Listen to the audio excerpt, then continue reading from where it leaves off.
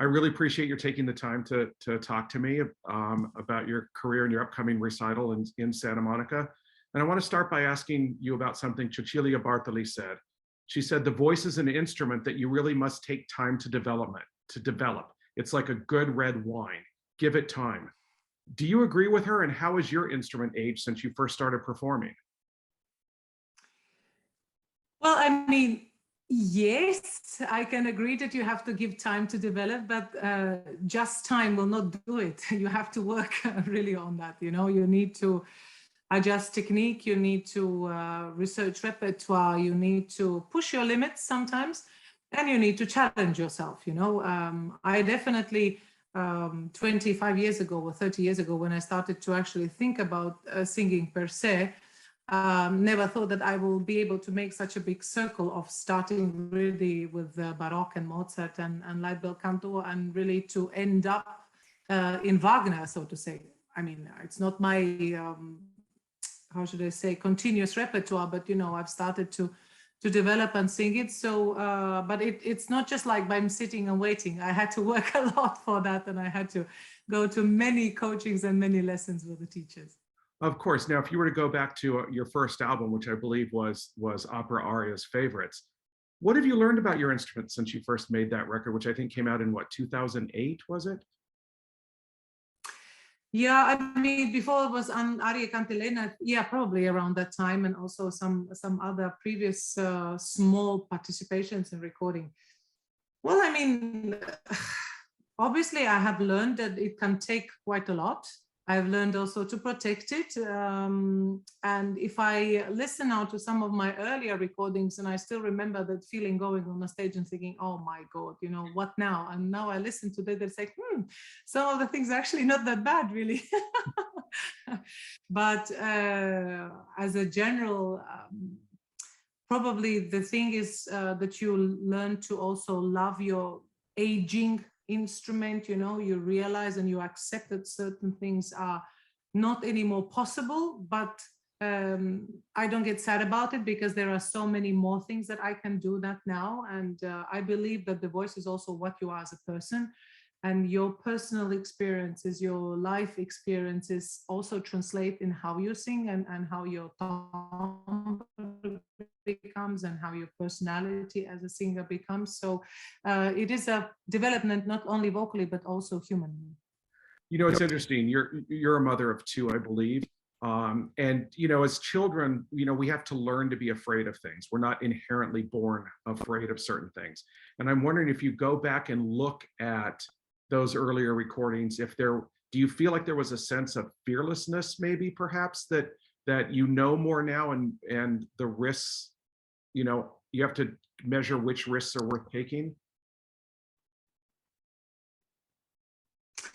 I think in contrary, I was extremely scared every time I made the move. But I'm a curious person. I get bored very quickly, I have to say. Not for nothing, I dropped a couple of rows because I felt that I'm not developing by repeating myself all the time. So I challenged myself. But I'm, how did I say, I have a vision, and that vision needs to be secured for me to present it.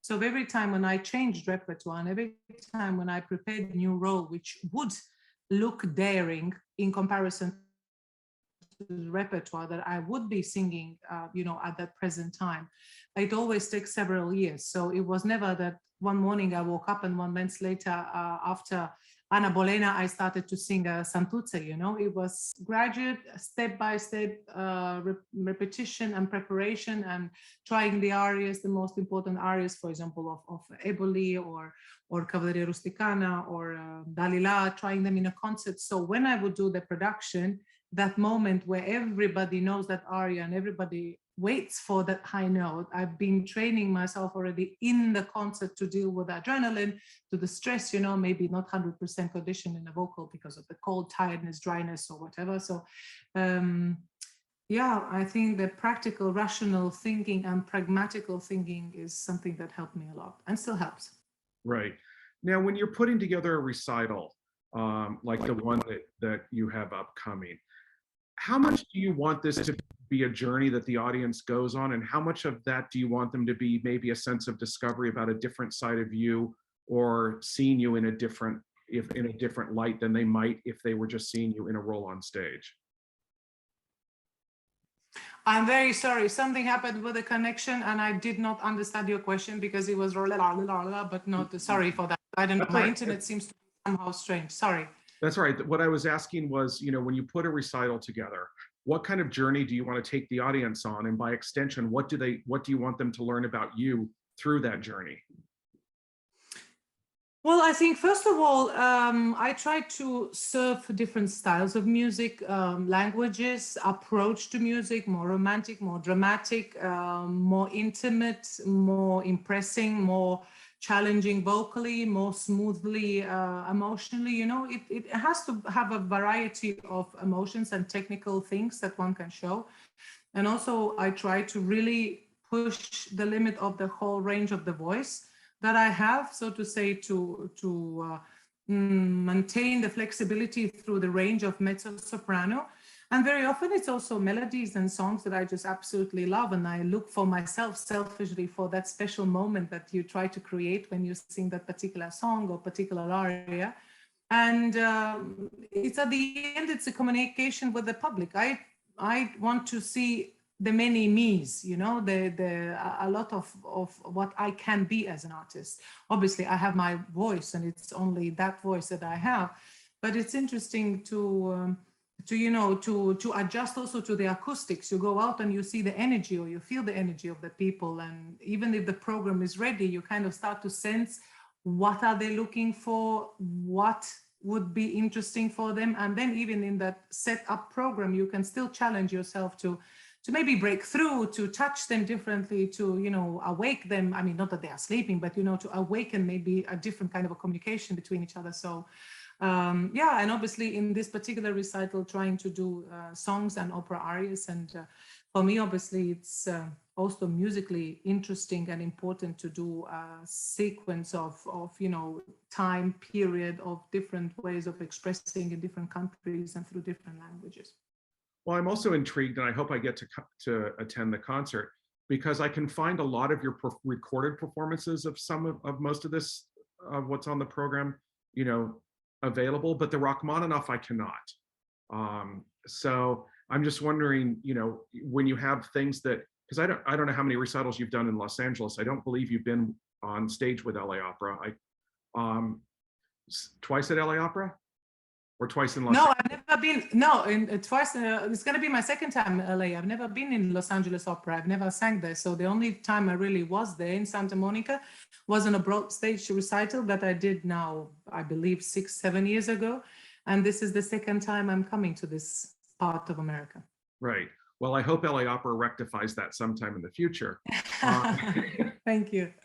But, when you add something that the public may not be as familiar with, like the Rachmaninoff, what does that allow you to do to express yourself and maybe allow people to see a different side of who you are?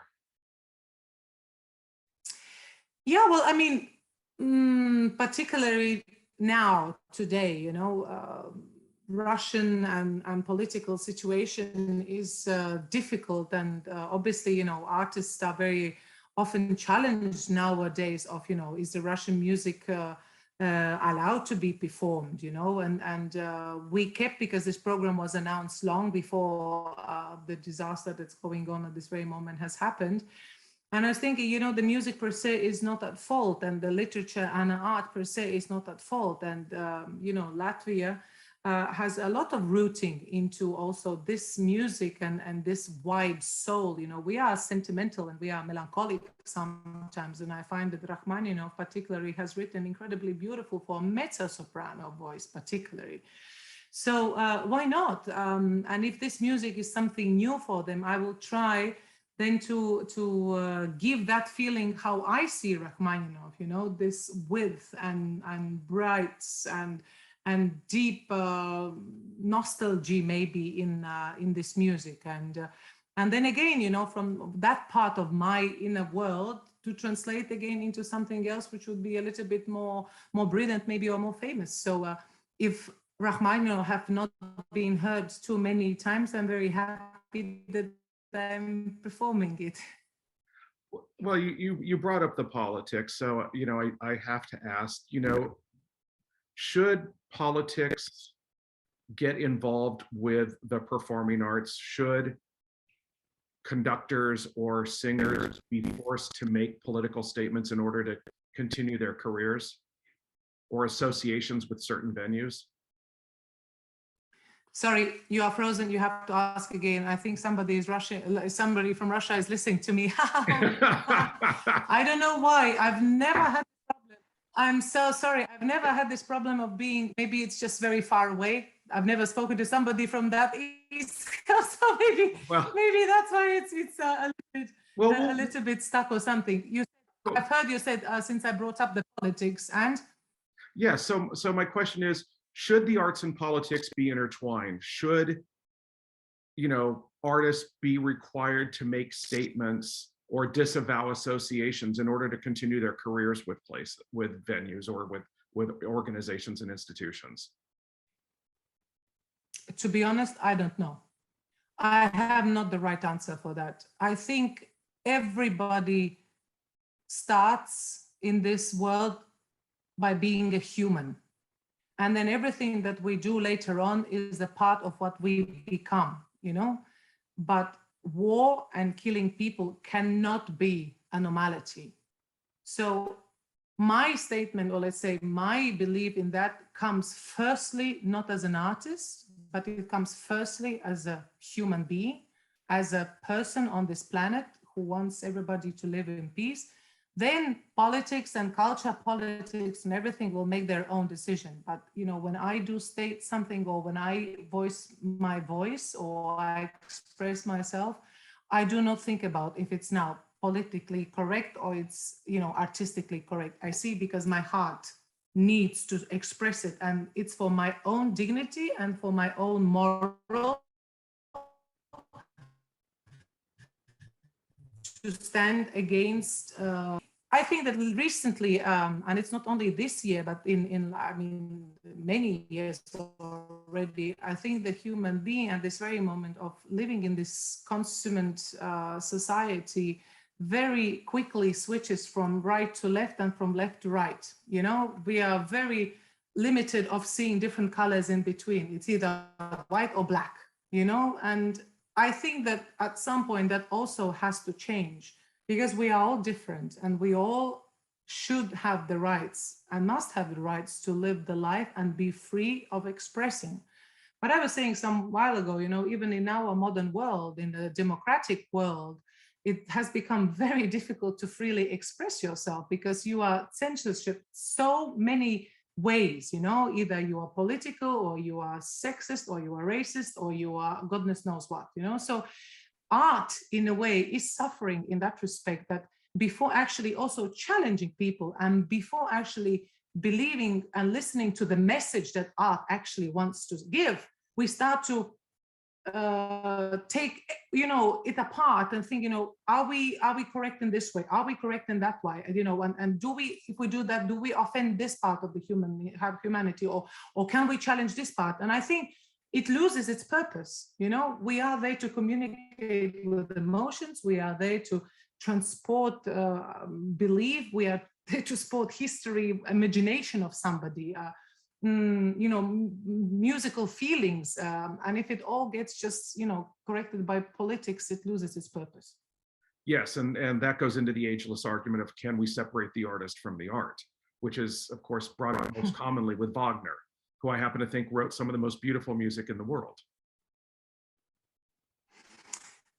Yeah, it is very, very hard. Nowadays, we know, from history, so many bad things has happened. If you go to Rome, to the Colosseum, we know gladiators, what it was. Shall we now rip it all apart and try to erase that part of our humanity? We think about wars, we think about occupation, we think about surviving in a certain ways and everything, to cleaning it all up and erasing doesn't make us immediately better. It's what we do now, not what we did last. We have to recognize what we were as people and why we were unlearned from mistakes.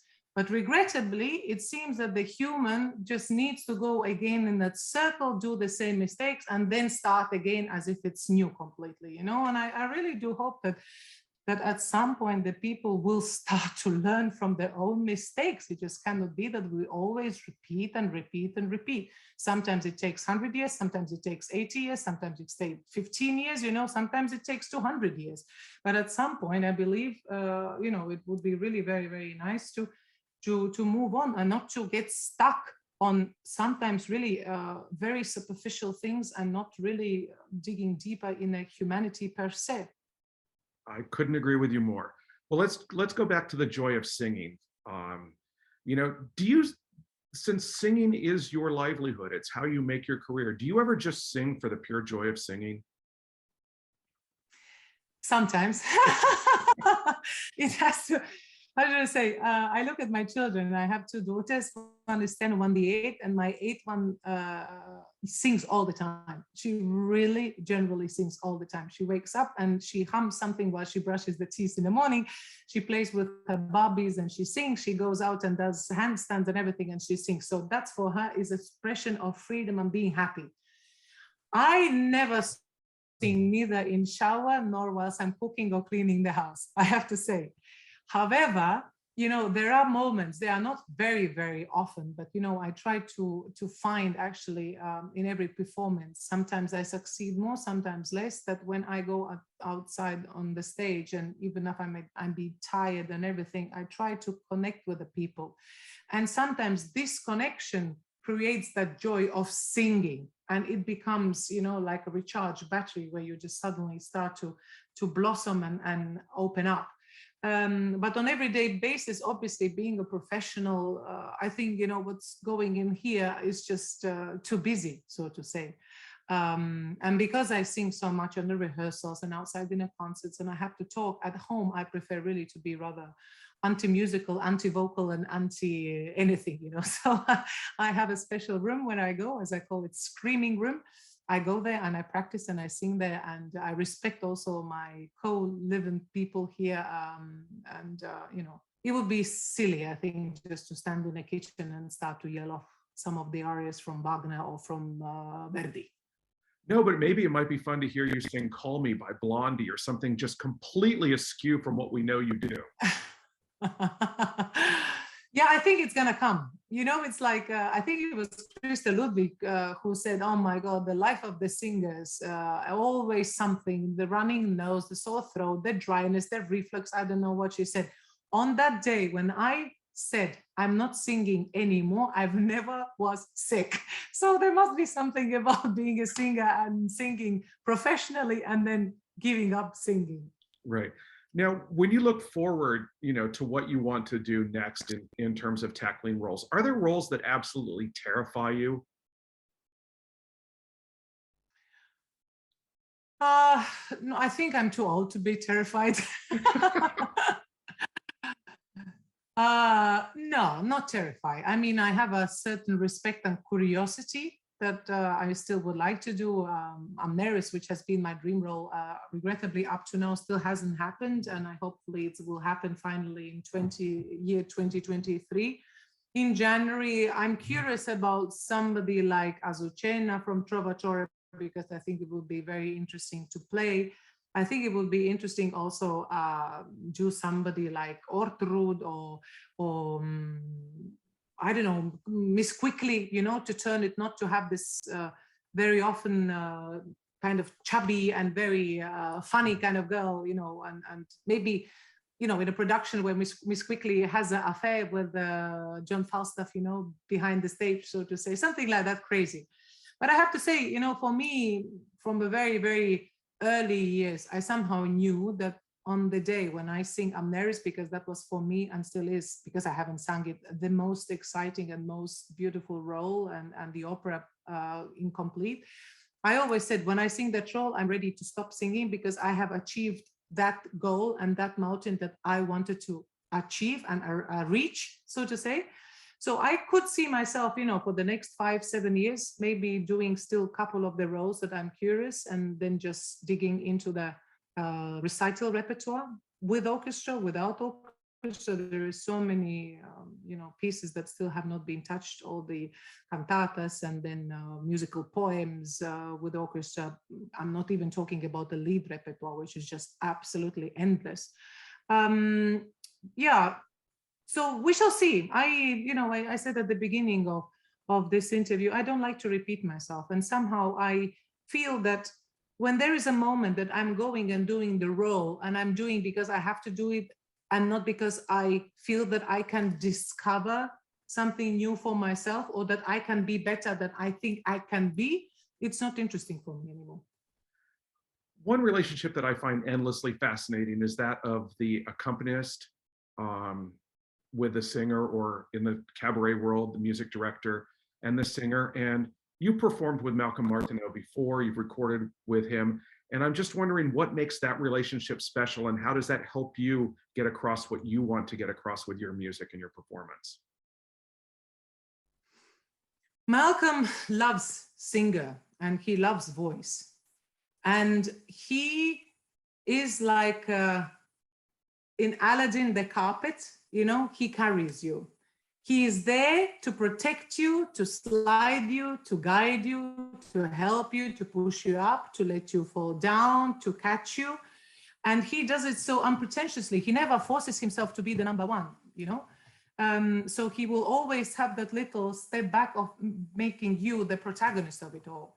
But also Malcolm is very orchestral. His way of playing is very wide, he doesn't concentrate himself on the piano, let's say, of this dialogue between him, his fingers, and the piano.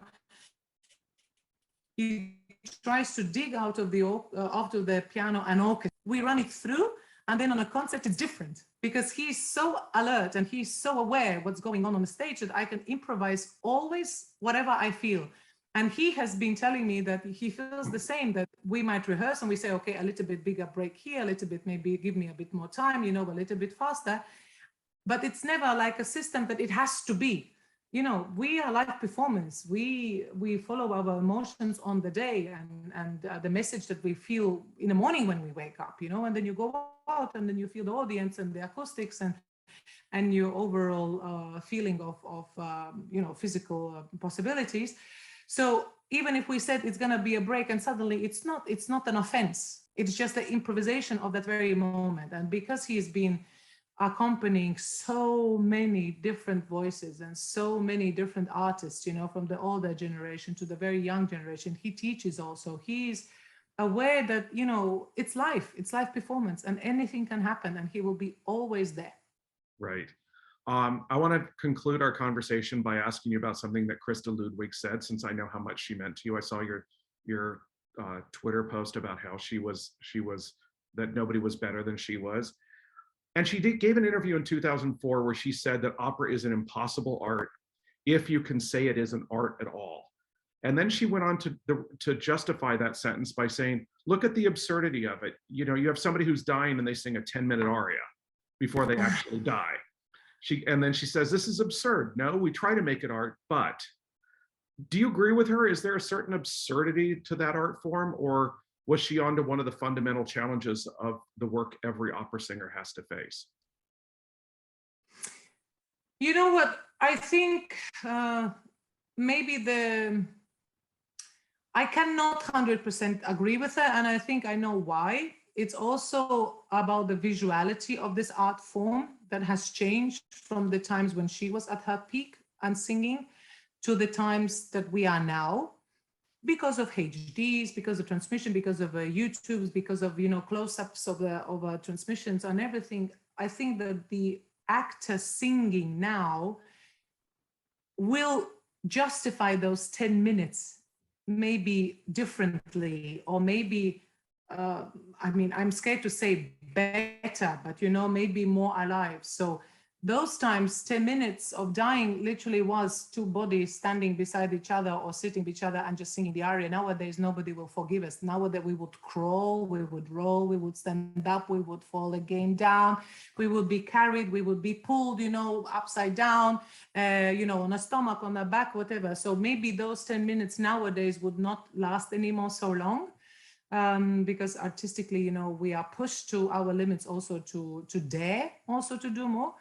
But of course, I mean, sometimes it's you know, I think myself, oh my God, you know, another 4 pages and I still have to make it interesting and before I actually die. But you know what? Music has its magical power that when all of the ingredients suit to each other, meaning conductor, staging, costume, voice, colic, the 10 minutes disappear as the moment of breath, you know, and maybe those evenings are that why so magical and so few where you say, wow, oh my God, it's already finished and I didn't notice how quickly or how long the opera was, you know what I mean? It just went in one breath, as they say, from the first moment until the last moment, from the joyful meeting up to the death of one or the other one, it was just one breath. And we try to aim and we try to get those nights, you know, and then they become special. And then art and let's say this part, this way of art is magical and unique and will never die. Well, I certainly hope not, because I love it. I absolutely love it. And I hope I get a chance to see you on stage, not just at the Broad, but in a role. I have seen you on Met Opera Live in HD, but I would like to see you live and in person. I would love it very much. Hopefully.